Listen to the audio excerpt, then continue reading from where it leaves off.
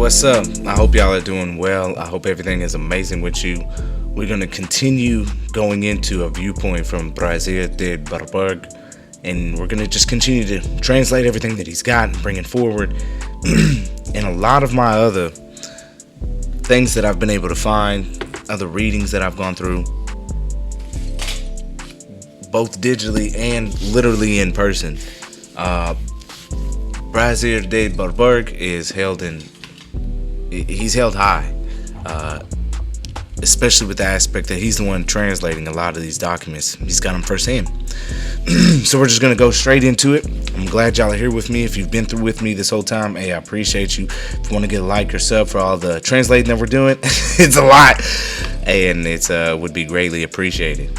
So let's get started. So what we're going to do is we're, again, just going to be translating, as you can see, from this left side over here in his actual book, and then we're throwing it over here in ChatGPT and getting the true translation and reading from there. All right.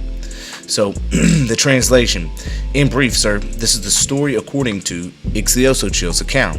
It differs significantly from that of the Codex Champapaca, to the extent that for a long time I thought there were two entirely distinct Toltec monarchies, with the first predating the second by many centuries. However, I must admit that there doesn't seem to have ever been a Toltec monarchy per se, nor a nation specifically distinguished by that name. What did exist was a Toltec civilization that covered all of America with its monuments. The Toltec Empire is essentially a symbol of a golden age and fabulous prosperity, attributed to regions where Quetzalcoatl was considered the prince and high priest, Khan. But Quetzalcoatl himself was merely a personification of the land swallowed by the sea or ocean, while Tolan, his capital, was the Gulf of Mexico, the Caribbean Sea, or rather, the entire body of waters outlining one of the most fertile regions of the crescent Earth. In later metaphysical ideas, Tolan may also symbolize the volcanic source ignited deep within the earth, a source of all the riches attributed to Quetzalcoatl, who thus became the high priest of the terrestrial powers personified in the Toltecs. As a result of similar ideas, the kings of Tolan became symbols of volcanoes, whose extinction signified their deaths. Toppleton, the last among them, is identified with various personalities, and his adventures and misfortunes make up a great number of legends. His retreat into the cave of Zico simply signifies the dormant volcano by that name that sank back into the abyss shortly before the cataclysm. Toppleton, emerging from the cave, represents the volcanic power manifesting itself anew in the Atlantic region, temporarily invaded by waters just days before the final catastrophe. This is the dual story generally presented in Mexican documents, and I'll have the opportunity to discuss major episodes here. It is allegory, like the traditions of or poems that have transmitted to us the history of the gods and heroes of the ancient world. The truths hidden under its veils can be found as much in the accounts of contemporary writers of the conquest as in the original texts.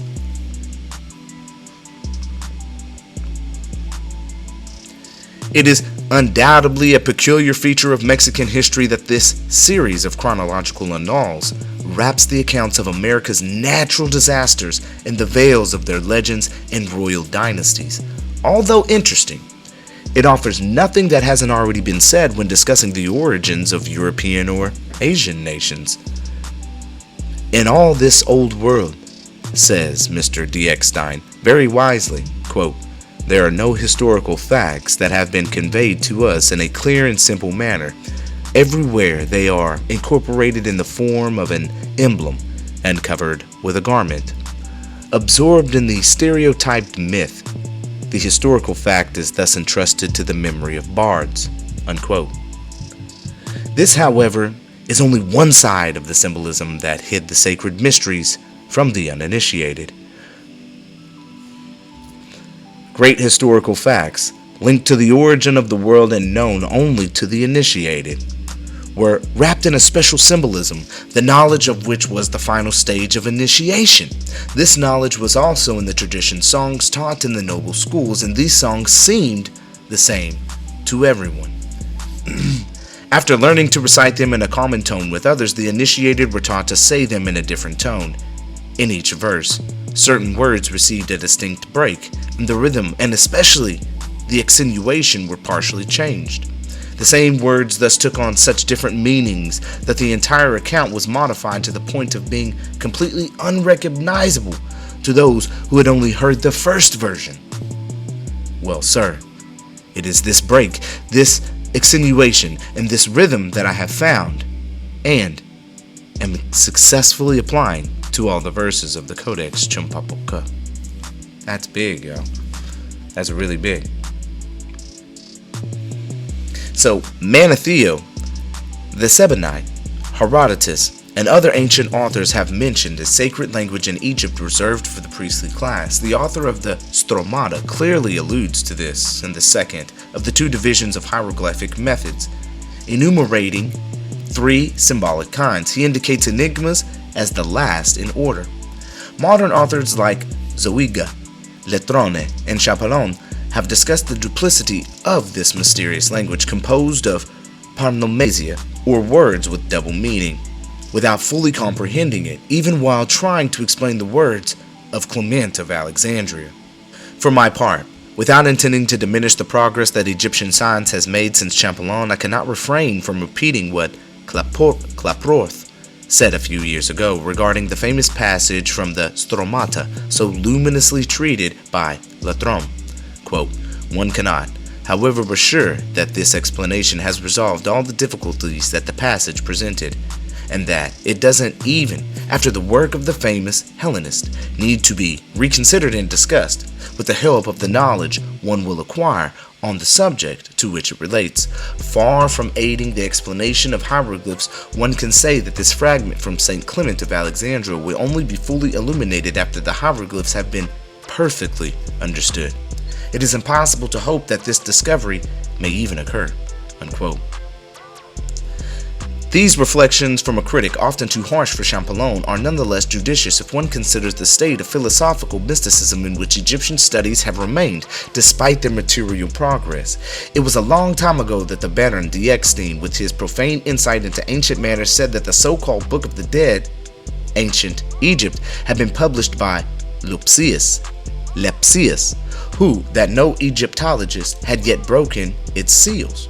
Ooh. Quote, "One only reaches an understanding of the mysteries," said Macrobius, "through the obscure paths of allegory.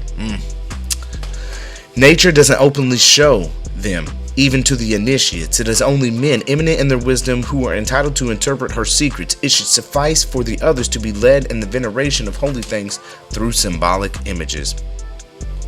Unquote. Right there.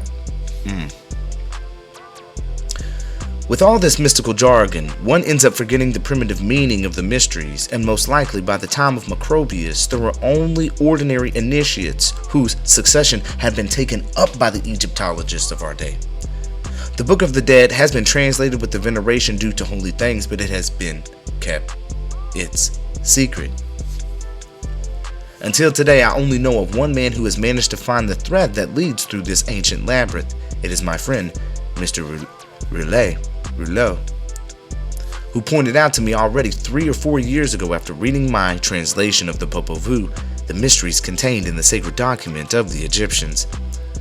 What he then told me about the Book of the Dead, I have also verified for American histories, as soon as I arrived at understanding the duplicity of the language contained in the Mexican text of the Codex Chumpapoca. Alright, so let's continue. Speech thus had 2 entirely distinct meanings, depending on the intonation given to the recitation and the insinuation. More or less brief, elongated, quick, or startling, impressed on each syllable. This is precisely what Spanish writers who have dealt with the languages of Mexico, particularly Carochi, have pointed out, especially concerning the Nahuatl language. Each syllable once corresponded to a hieroglyph. and it can be said without exaggeration that the most important words in the language are still in the sacred books of the Hindus as well as those of the Mexicans, spoken hieroglyphs, true enigmas whose key was held only by the initiated. In turn, these enigmas and hieroglyphs were translated into symbolic paintings, where the myth took on its divine, human, or animal form. The hidden or visible powers of nature were embodied, animated according to an agreed-upon system in such a way as to bewilder the eyes of the minds of the uninitiated, making them adopt as theological or historical truths the allegories invented by the founders of civilization. How many of us out here taking in allegories as truth? These images, necessary in an era of profound ignorance and barbarism to bring scattered populations across the globe to obedience and regular societal forms, could be interpreted differently due to the bizarre and uncertain nature of their features, depending on the imagination or whim of instructors, or even according to their own varying levels of knowledge. That applies not only to others but to me as well. And there's no doubt about it. Hence, undoubtedly, the variety of allegories and myths, religious cosmogonies discovered among different peoples, and the diversity of novels and poems, as well as the ancient dynastic histories. Over time, new explanations became even cruder, and precisely what Mr. Renan guessed about one of the Phoenician cosmogonies came to pass, where he recognizes only grossly distorted stories, misunderstandings that can only be explained by the inaccuracy of information passed down orally.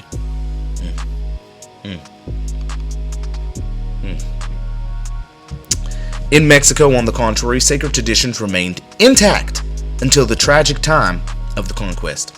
Whoa. Push them off.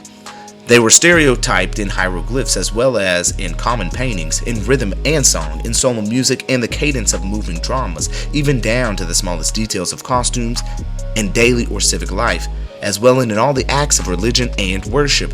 The whole of sacred history, meaning the history of the gods, or rather of volcanoes and the cataclysm following which they were deified, was found there in its entirety. Even today, after 3 centuries of degradation and humiliation, indigenous Mexicans and Guatemalans, even Mayans and Peruvians, readily reveal to the observer how much they have remained attached to the customs of their ancestors.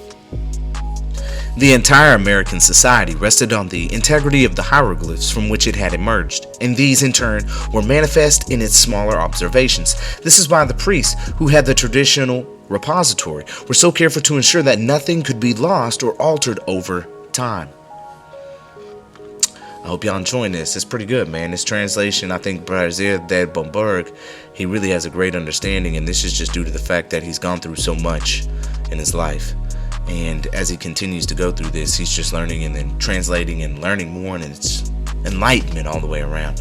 But these are true in relations to the symbolism and allegories. This happens in the Bible. This happens with a lot of sacred texts. And then also the just fabrication of stories.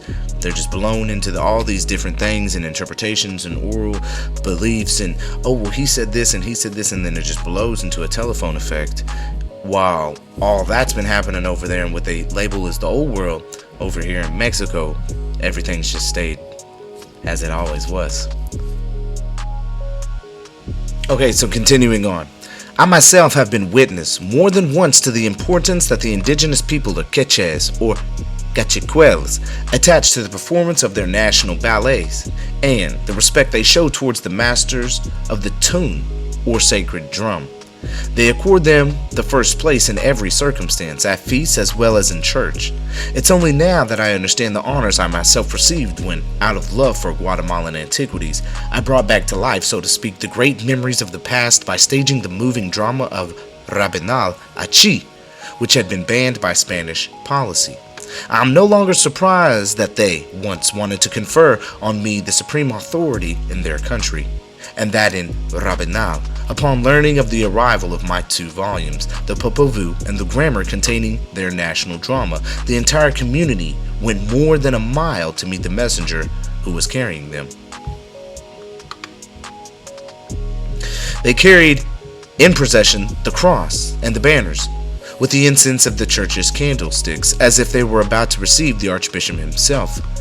I can't stress enough these details. If they account for the stubbornness of the Spanish missionaries I so often reproach the indigenous Americans for, namely their steadfastness and attachment to their ancient customs, they certainly also help us Europeans, understand how America could retain the integrity of its religious traditions for over 60 centuries.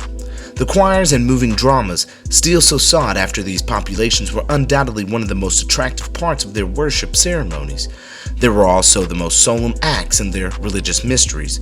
The order and measure of ballets, the gestures of the bodies, the arms, the hands, the songs, the particular intonation given, the sound of the instruments, the emphasis placed on each word, all of it recalled the terrible history of the departure from Toulon, Titan, Ululuaz, the history of the catastrophe of the primitive world.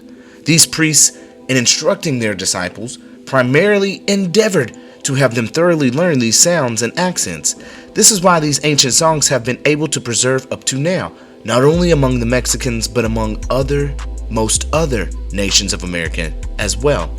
This also explains why the Codex Chimalpopoca, whose words are not accented, leaves the translator the choice of two such different interpretations with the same text. This circumstance also explains the absence of extenuation in the text of the Popol Vuh and that of the drama of Rabanel Achi, where I discovered today a second meaning identical to that of Tio Amoxco, and which will necessitate a new translation over time. Consider, therefore, the confusion that could be introduced into these sacred narratives by the change of a word, an accent, or any letter. One would be inclined to believe that it is due to alterations of this kind, introduced by one cause or another, as they moved away from the common cradle, the very original. That changes gradually occurred in languages and consequently in religious traditions. I just said that. The Mexicans, like the Mayas and the Guatemalans, had a simple reason for preserving the secrets of their origin better than other nations of America or the rest of the world. It was due to the proximity they had to the places that had been the theater of the great events that everything reminded them of. As we continue on, we'll also be busting into section 8 of this one, so that's pretty cool. Okay, so although in small numbers, the traditions preserved by the conquerors and the books they wrote about the discovery of America corroborate from all sides the mysteries now revealed to us by the Mexican rituals. Read the details found in various editions of the correspondence of Peter Martyr de Anguera and the life of Columbus by his son Ferdinand, and in the works of the first missionaries, and you will see that there are all more or less obscure allegories to tell you the same events. I will go further. The festivals, customs, ceremonies, whether public or secret, of the nomadic or agricultural populations of North America all relate to the same ideas. Today, a fortunate combination of circumstances has enabled me to approach these hitherto impenetrable mysteries, and it is my pleasure to introduce you to them and to serve as your guide in this labyrinth. Here it is, section 8, so let's go. Section 8. Let us therefore return momentarily to Toulon and continue to question Mexican antiquity about the famous name. If this name, as you said to me a short while ago, is not that of a city, the capital of a great empire, how is it that it is still given today to so many places? To this I will answer that while all the notions seem to include the idea of a Toltec empire as well as a Chichimec or Aztec empire, these notions do not at all exclude the existence of one or several cities called Toulon or Toulon. For we know perfectly well that many localities have been and still are designated in this manner or under the derived or corrupted name of Tula or Tola. Not only are there several in America, either in Mexico or Peru, but there is even a city of Tula in Russia, still renowned today for its goldsmithing and jewelry, which corresponds perfectly well to the capital city of Quetzalcoatl. But on one hand, did this name attributed to the land of the crescent designate the entire vast portion of the submerged continent or only a specific point? On the other hand, do the accounts of Ixtlilxochitl and the Codex Chimalpopoca in speaking of Tolan and the Toltecs and letting us glimpse under the veils of ordinary history, the story of the revolutions accomplished by nature, exclude all idea that this history also alludes to a genuinely historical epochs, that is, to the history of antediluvian humanity, to the actions of men who lived on this continent before the volcanic catastrophes occurred. This is for me, even today, the subject of great uncertainty. I hope that the continued translation of the Codex Chimalpopoca will guide me. I even already have some notions that, when completed, will clearly instruct me in this regard in the future. Your friend, Baron D. Eckstein, who saw in the Vedas and the Brahmanic traditions what Mexican traditions revealed to me, was already going further in this sense when he said, the Martanan of Brahmanic legend refers to a series of catastrophes witnessed by man in the vicinity of his cradle, and which led to a vast dispersion of a portion of the human species. Unquote. This is what one is forced to recognize as a result of the analogy between a host of mythical and legendary conceptions spread in the most distant countries, all of a nature too specific for it to be possible to misunderstand the cause of their kinship. Traces of it remain in the tradition of a multitude of peoples and tribes that we can trace to the ends of Africa, Polynesia, and America. The astonishment increases when we consult the memory of the Aryan races and the Chinese race, when we question the families of peoples related to the Aral and the Caucasus, such as the Finns, to the Tian Shan and the Altai, such as the Turks and the Mongols. Alright, so let us continue. These lines, it seems they were written expressly for me. So much do they agree with the entire set of insights that the Tiahuanacoatl and other Mexican monuments have shown me. What follows in his article is no less curious. It is the counterpart of Toltec history, with its variations as read in most of the documents reproduced by Kingsborough and elsewhere. It is said in the Vindidad, he says, quote, that the Arias populated Sogdiana because they were forced to leave the Ariyavadja, located at the sources of the Arvesta and Jaxartes, as Bernoth has demonstrated. The serpent, having bitten in this region of bliss, engendered the season of winter, physical illness and death, and moral corruption of the heart and spirit, striking nature and humanity at the same time. The Brahmins have another legend, though, that of the Manthanam, to which they also relate the migration of their ancestors to abandon the plateau of Meru in the vicinity of the sources of the Oxus, or Ticharchus. This occurs under the reign of a Manu, a patriarch who bears the name Ticharchukchas, that is to say, the son of this river.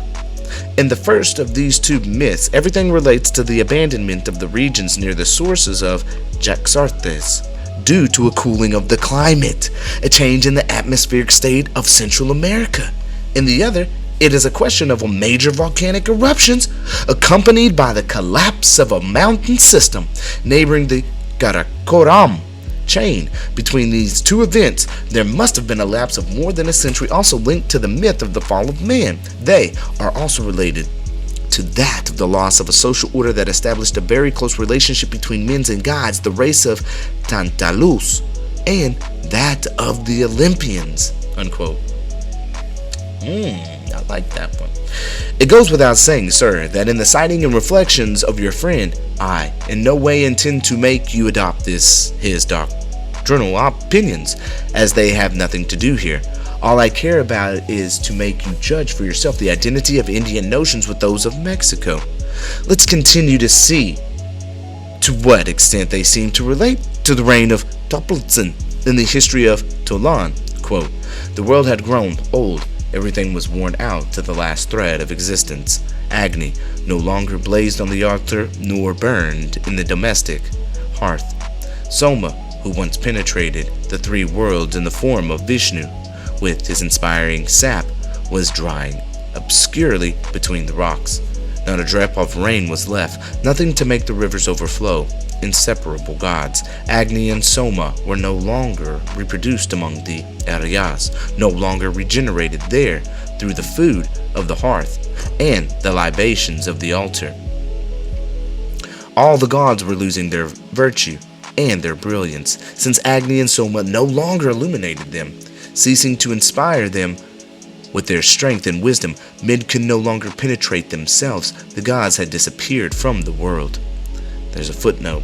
Now, the Karakoram is identical with the Karakara of the island of Haiti, with the Demivan, Karakol, and other characters of the myth of the Erelos, or ancient moving dramas of the Antilles. Okay? Confirmation is in the relation of things of Yucatan on page 440 and the introduction of the same work. Okay, so the Karakoram is identical with the Karakara of the island of Haiti. What's up, all my Haitians out there? I see y'all. What's up?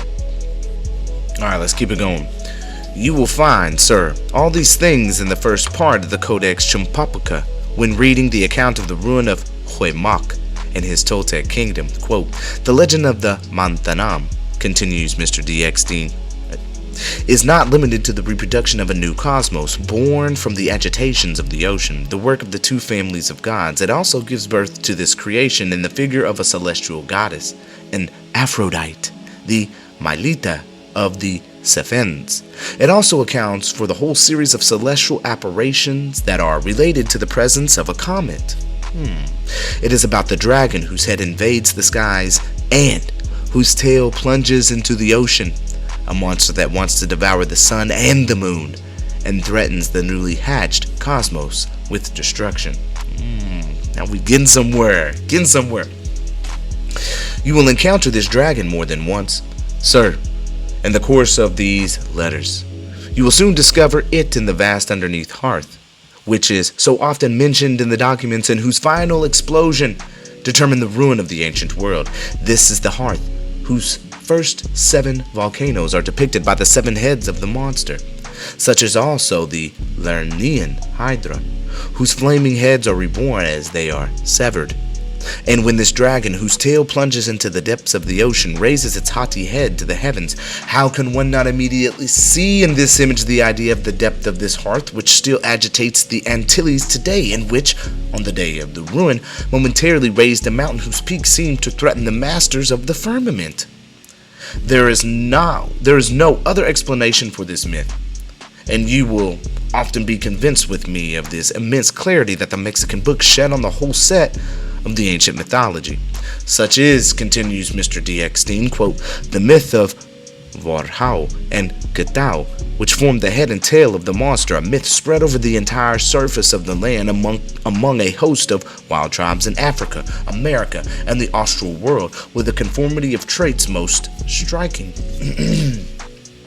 The equivalent is found among the Chinese, Tibetans, Mongols, Turks, Finns, among the Aryans, the Pelasgian races, the Hellenic races, the Scandinavians, the Celts, etc. There is no more universal tradition. But what is most striking is not the fact itself, it is the rites, the ceremonies, etc. that are associated with it. It is the conformity of practices revived at the appearance of a new comet. There can be no shadow of a doubt about the origin of these rites and ceremonies, which obviously came from a common hearth prior to the dispersion of this portion of the human species. Unquote. Mr. D. Eckstein relies on a large number of testimonies and scholarly dissertations when he strives to demonstrate that it is in Central Asia that the origin of all these myths and rites related to them must be sought. Men more competent than me in this matter have already sufficiently discussed the value of these testimonies. I would therefore refrain from introducing my contribution if I had to bring only the simple studies that I have been able to make on the East. But when I see, on the other hand, the unexpected light that springs from the documents I am interpreting for the first time, and on the other, the inevitable contradictions of eminent men who have worked the most to clarify this immense question, I cannot refrain from entering this cynical and producing. And on the sides that have remained obscure despite all their science, the clarity that emanates from Mexican documents. If in the most ancient mythology of Homer and Hesiod, the ocean is the source from which the gods emerge, the ocean also plays the same role in the oldest books of the mythology of India. And if we pay attention to the convulsions of nature that caused the migrations of the Aryas, it is still the ocean that is reported to have been the theater, and not any center currently existing in the countries of Central Asia. The most ancient passages of the Vedas, those whose meaning has remained hitherto most unintelligible to commentators, come entirely to support this fact, and I will point them out to you in due course. Now, let's continue. So what is also very worthy of the attention of specialists is that the West is also signaled as the point from which primitive races emerged. And when the Egyptians speak of their ancestors, when the sacred traditions of India, as well as Homer and Hesiod, speak of the ocean, it is always designated an ocean that is to the west. Commentators are unanimously in agreement to place Mount Meru to the west of India, since abandoning it, says Mr. D. Eckstein again, the Uranians and the Titans moved towards the east. Quote, the gods having held a council to invent a drink that would give more immortality, says Mr. Guignard in his translation of Crozier. Quote, or, according to other traditions, a violent struggle having arisen between the good and the bad spirits about this divine drink, it was lost. Mount Meru was thrown into the sea, and, as it sank towards the abyss, the whole earth being turned upside down. Then appeared Vishnu, who, in the form of an immense turtle, plunged, lifted the mountain, and supported it on his back with the whole world. However, Meru was entangled in the coils of the immense serpent Shasha, Sisha, or Vasuki, and the demon seizing its head, the gods its tail, the holy mountain, which is the axis of the world, rotated under the contrary efforts in the middle of the milk sea like a block of wood under the hand of the turner. Unquote.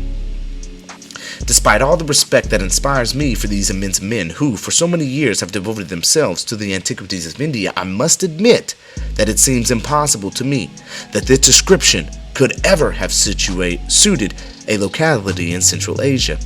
It is obviously about an oceanic locality, turned in the waves by the double serpent that we so often see in Mexican paintings, that of fire and that of water, simple or vaporized, always enemy serpents and always entwining to overturn the world, as in the caduceus of Mercury.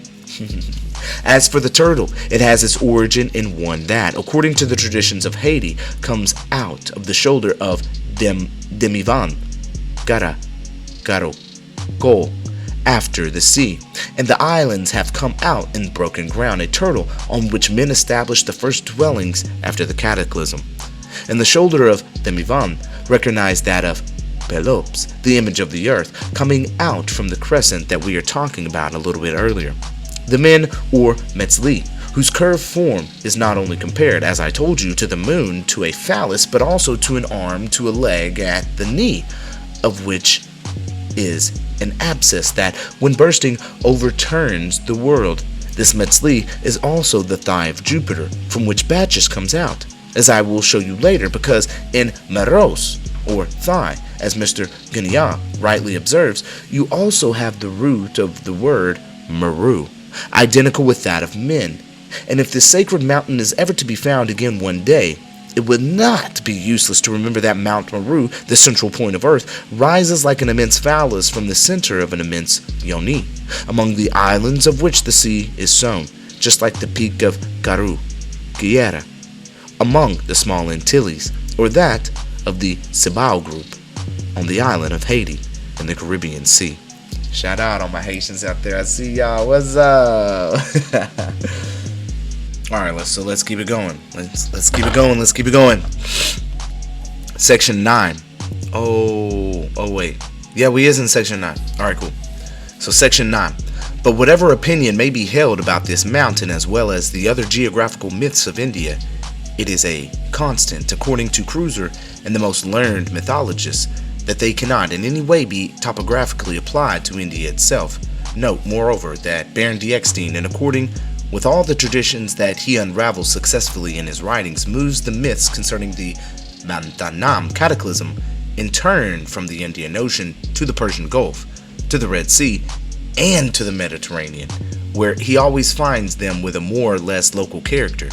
Once there, he stops, and I am surprised that with the usual boldness of his ideas, he has not tried to probe the depths of the true ocean. No doubt, in his mind, any research on the side would be useless. Who could have thought for a moment of placing the cradle of mythology elsewhere than in Asia? Nothing seemed likely to provide such a solution to the problem so long sought. After, despite the analogy and traditions, despite the identity of a large number of rites that your friend himself discovered in the two continents. Boy, talking that talk. However, indications were not lacking, and I have signaled a certain number to you. Humboldt, with all the strength of his genius, had himself affirmed, after a thorough examination of this matter, that the myth of Atlantis, in its simplest expression, quote, indicates the era of a war of peoples who lived outside the Pillars of Hercules against those who are to the east, that is to say, an eruption from the west, unquote. The historical Atlanteans, he says, are to the east of the Pillars of Hercules.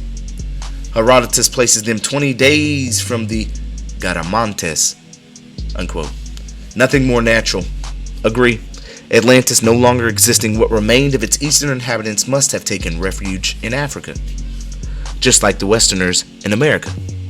Hence, the striking resemblance of certain African populations, especially those of Fernando Po, with the American Aborigines. Oh! Quote, the mythical Atlanteans may have been moved westward beyond the pillars, as the fable of Mount Atlas. Y'all heard that last one though, right? I'm gonna, let's do it one more time. I don't like to do it on this book. Nah, I'm gonna keep going. The mythical Atlanteans may have been moved westward beyond the pillars, as the fable of Mount Atlas has been progressively moved back in the same direction. The war of the Atlanteans with the inhabitants of Sarne and the Amazons, so confusedly treated by Diodorus of Sicily, took place throughout northwest Africa, beyond the river Triton, the boundary between nomadic peoples and agricultural peoples, and the most anciently civilized, if it is permissible to assign a specific locality to a struggle in which fabulous beings intervene, the Gorgons, unquote. Add that Lake Triton, according to Diodorus, is not on the coasts of the Mediterranean, but on those of the ocean. The same region, and this fact is all the more worthy of attention because Diodorus nowhere mentions the destruction of Solon's Atlantis. Offered great volcanic eruptions, Lake Triton itself disappeared to an earthquake of the tearing of the soil that separated it from the ocean, whose coast was occupied by the Atlanteans. The memory of this catastrophe and the existence of the small Sarte, undoubtedly attributed to a similar event, have sometimes confused among the ancients the Lake of Sarte. Myths of the ancient western limit of the known world may therefore have had some historical basis. A migration of peoples from west to east, the memory of which preserved in Egypt was reported to Athens and celebrated by religious feasts, may belong to times much earlier than the invasion of the Persians in Mauritania, the traces of which Salluste recognized, and which also for us is shrouded in darkness. Continuing on, as you can see, despite the sarcasms hurled these days against the theories of the last century concerning Atlantis, Humboldt did not feel the need to categorize Plato's historical narrative as fable. The story told by this philosopher has all the characteristics of truth. Another philosopher once said, "As for me, I am convinced that the more one studies it with a sincere critical spirit, the more one will find it credible." Geologists today universally agree to admit the ancient existence of a vast land between our continent and America. So I am somewhat surprised when I see the inconceivable contradiction of Baron Bunsen, who does not hesitate, while recognizing the truth of the tradition reported by Plato, to confuse the invasion of the Atlanteans coming from the west with that of the Aryans from Asia. The absence of logic in this is staggering, especially considering the scientific and scholarly capacity of this distinguished man. I cannot understand the childish fear that prevents scholars from seeking the truth, wherever it may be found, whether in the East or the West.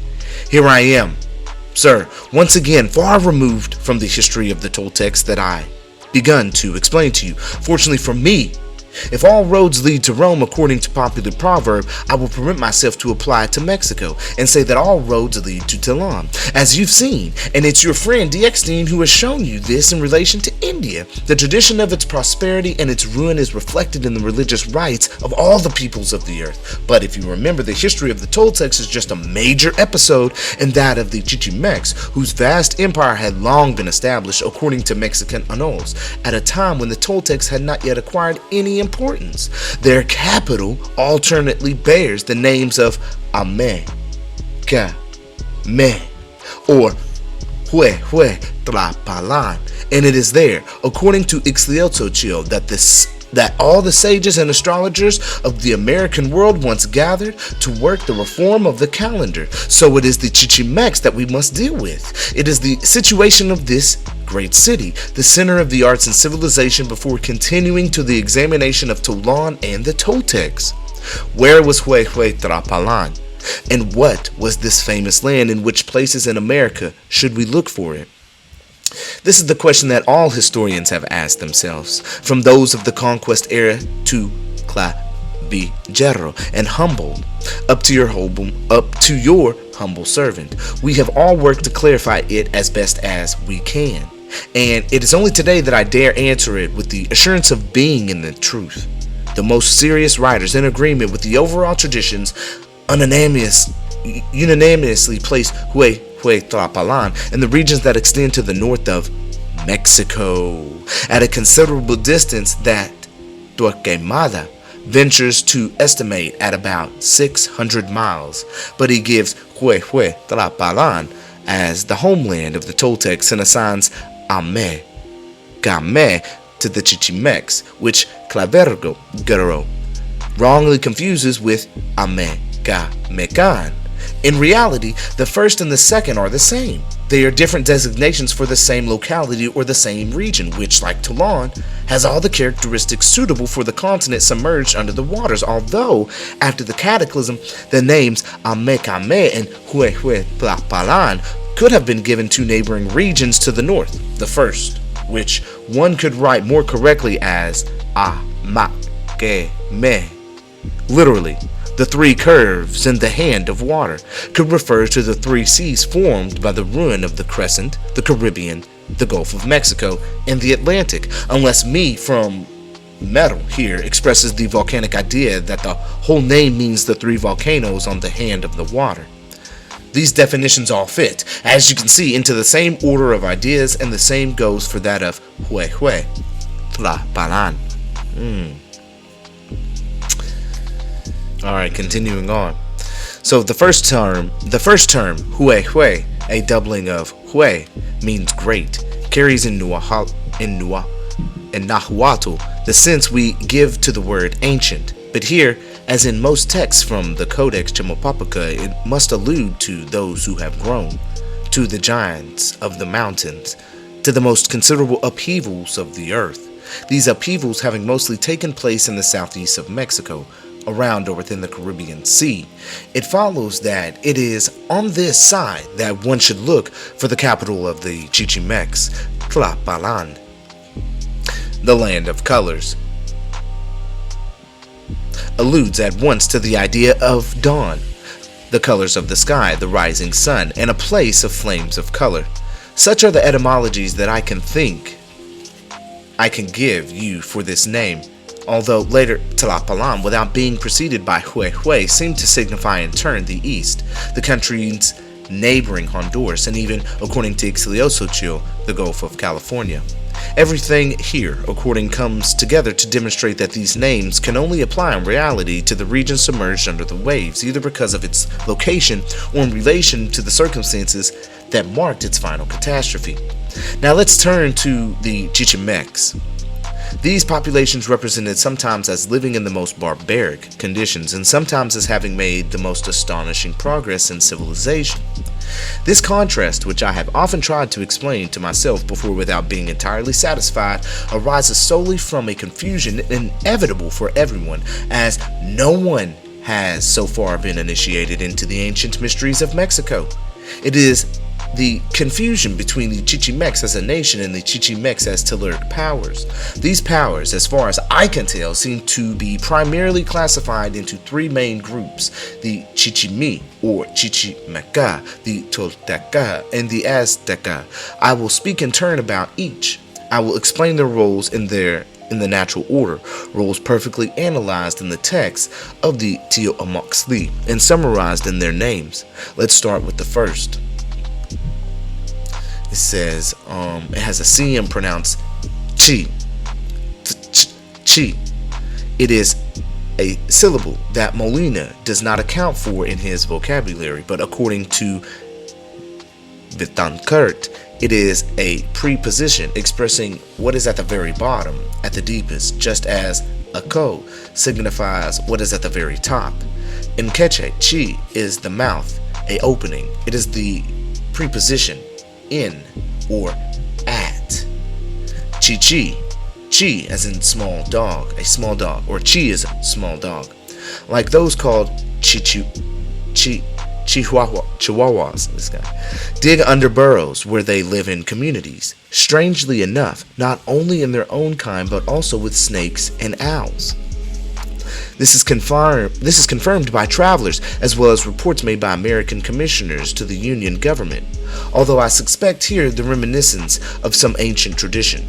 Chi denotes everything that is bitter, sour, or sharp. It has the sense of sucking or of absorbing. It is saliva. It is the lung and the mammary gland. If now, to complete the word as I find it in the Codex Chimbopapaca, I add me, the primitive form of metal, alloy, something curved. You will have chichime, things that are curved, twisting, sucking, absorbing, biting, sour or acidic, hiding, like small terrier dogs, underground, where they concentrate like lungs or mammary glands, and from which they are then exhaled, as can be seen in any Mexican paintings. Since it is established from these paintings and explanations that all this must apply to a telluric power, wandering, usually like the nomadic populations to which the name of Chichimeca was often attached, often harmful, like the estuaries on the edges of the Gulf, where tradition usually places these same populations. What should one see in this, sir, if not a geological term? Well, if I open the excellent elementary treatise on geology by Mr. Boudin, I read precisely the identification of all these things in the gaseous and mephitic clays, often covered with a layer of earth or lava, more or less cool but often ready to burst and releasing dangerous vapors. Don't think that I am inventing anything here. The text of the Tlatoani gives into so many details on this subject that I often remain amazed while translating them to see the deep knowledge of the Mexicans 60 centuries before us. However, being neither a geologist nor a chemist, I often find it difficult as I progress to find the equivalent terms in French for the Mexican terms. And then we move on to section 10. I think on this one, I think I'm gonna ride it at an hour on this one. We're gonna keep driving through this one, but I think I'm gonna keep it on that one because this one has a lot of drops still. We're looking at Hue Trapalan.